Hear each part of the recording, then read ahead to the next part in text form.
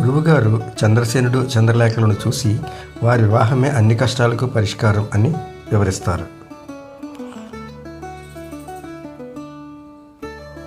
ఆ మాటలు విన్న చంద్రలేఖ సిగ్గుతో తలదించుకుంటుంది. చంద్రసేనుడు ఆనందంతో చంద్రలేఖ వైపు చూస్తాడు. ఆ మరుసటి రోజు గురువుగారు శిష్యులు పల్లకీలో రాజభవనానికి బయలుదేరతారు. శివదీక్షలో భాగంగా చంద్రసేనుడు సద్బ్రాహ్మణుల కోసం ఘనమైన భోజన ఏర్పాట్లు చేస్తాడు. విందు పూర్తయ్యాక గురువుగారి కుమార్తె వివాహంలో జరిగిన మోసం గురించి చంద్రసేనుడు తెలుసుకుంటాడు.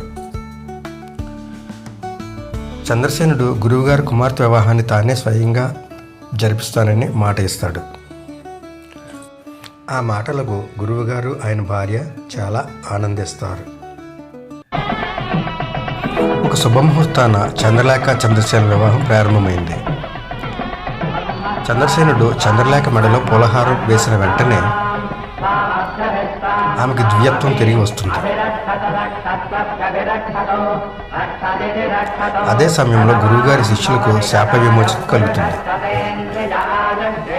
వారు ఋషిపంగవులుగా మారిపోతారు. వేదమంత్రాలతో ఆ కొత్త దంపతులను ఆశీర్వదిస్తారు. భూలోకంలో సమస్త సుఖాలను అనుభవించి తరువాత గంధర్వలోకానికి చేరుకుంటారు అని దీవిస్తారు. శుభం.